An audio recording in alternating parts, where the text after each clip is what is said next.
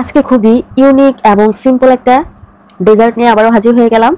Hello, আসসালামু আলাইকুম everyone, সবাই কেমন আছেন? আশা করি ভালো আছেন। আজকের এই রেসিপিটা খুবই ইউনিক। আশা করি প্রতিদিনের মতো আজকের এই রেসিপিটাও আপনাদের কাছে খুব বেশি ভালো লাগবে। ভালো লাগলে একটা লাইক আর কমেন্ট করে আমাকে উৎসাহিত করবেন। আর যারা এখনো আমার চ্যানেলটা সাবস্ক্রাইব করেনি, প্লিজ সাবস্ক্রাইব করে দিবেন। এরকম নিত্য নতুন ভিডিও প্রতিনিয়ত আমি আপলোড দিয়ে থাকি, সবার আগে পাওয়ার জন্য বেল বাটনে ক্লিক করে দিবেন। আজকের এই ডেজার্টটা বানানোর জন্য প্রথমে আমরা শুকনো উপকরণগুলো চেলে নিব। প্রথমে আমি দিয়ে দিলাম 1.5 কাপ ময়দা, আর এখানে কর্নফ্লাওয়ার দিয়ে দিলাম 1 ফুড কাপ, বেকিং পাউডার দিয়ে দিলাম 2 চা চামচ, আর স্বাদ অনুযায়ী লবণ অ্যাড করে এগুলোকে মিশিয়ে ভালো করে চেলে নিতে হবে 2 থেকে 3 বার। এখন এগুলোকে একটা সাইডে রেখে দিতে হবে। অবশ্যই 2 থেকে 3 বার চেলে নেবেন, এতে করে রেজাল্ট অনেক ভালো আসবে।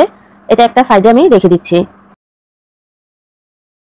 এখানে আমি ডিম নিয়ে নিলাম 8টার মতো, আর চিনি দিয়ে দিলাম 1 কাপ।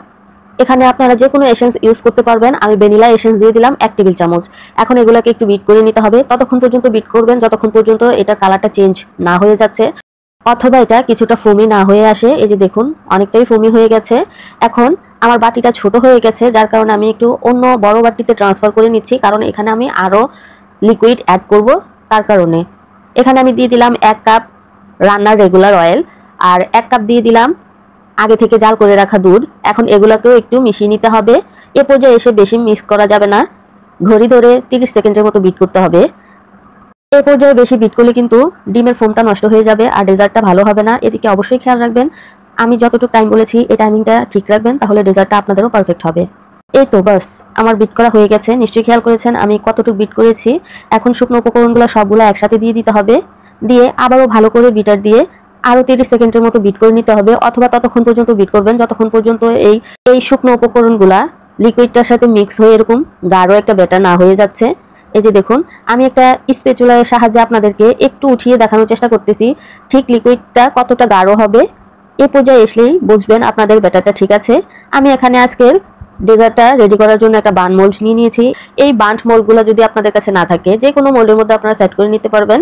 এখন এটাকে আমি ওভেনে বেক করে নিব 180 ডিগ্রি সেলসিয়াসে 30 থেকে 40 মিনিটের জন্য, অথবা টাইমিংটা একটু আগে পিছিয়ে হতে পারে, আপনারা চেক করে নেবেন। আপনারা চাইলে চুলায়ও কিন্তু একটা বেক করে নিতে পারবেন একই প্রসেসে। মিডিয়াম টু লো হিটে আগে থেকে হাঁড়িটা 10 মিনিটের জন্য প্রিহিট করে মোল্ডটা বসিয়ে দিবেন, আর একেবারেই লো হিটে ঢাকনা দিয়ে ঢেকে 30 থেকে 40 অথবা 50 মিনিটও লাগতে পারে বেক করে নেবেন।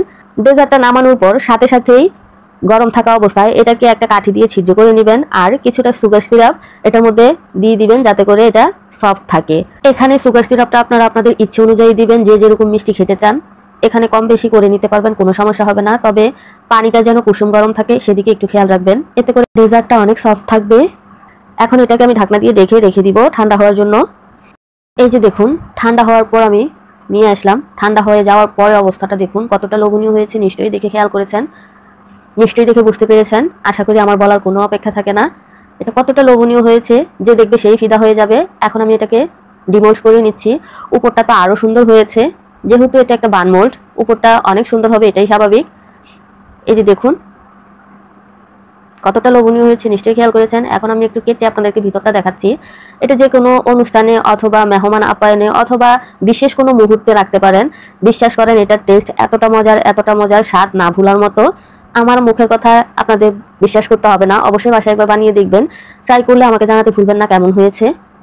এই যে দেখুন, এটার ভিতরটা একটু খেয়াল করে কতটা লোভনীয় হয়েছে। এখন আমি আপনাদেরকে একটু সার্ভ করে দেখাবো। এটা দেখতে যেরকম সুন্দর আকর্ষণীয় হয়েছে, খেতেও আলহামদুলিল্লাহ অনেক মজার ছিল। আমার বাচ্চারা তো এক নিমেষেই শেষ করে ফেলেছে, এটা এতটা মজার। এখন আমি আপনাদেরকে একটু চামচ দিয়ে কেটে দেখাবো কতটা সফট হয়েছে। এটা অনেক সফট আর ইয়ামি হয়েছে, কাটার স্টাইল দেখলে আপনারা বুঝে যাবেন, জাস্ট মুখে দিলেই মিলিয়ে যাবে। আমার চ্যানেলে যারা নতুন, এখনও চ্যানেলটা সাবস্ক্রাইব করেনি, প্লিজ সাবস্ক্রাইব করে আমার পাশেই থাকবেন। আর রেসিপিটা যদি আপনাদের বেশি ভালো লেগে থাকে, ফ্রেন্ডস অ্যান্ড ফ্যামিলিদের সাথে শেয়ার করার অনুরোধ রইল। একটা লাইক দিয়ে আমাকে উৎসাহিত করবেন, আরও যেন নতুন নতুন ভিডিও আপনাদেরকে উপহার দিতে পারি। কথা বলতে বলতে কিন্তু ভিডিওর শেষ প্রান্তে চলে এসেছি। পরবর্তী এপিসোড দেখার আমন্ত্রণ জানিয়ে এখানেই বিদায় নিব। সবাই ভালো থাকবেন, আমার জন্য দোয়া করবেন। আজ এই পর্যন্তই, আল্লাহ হাফেজ।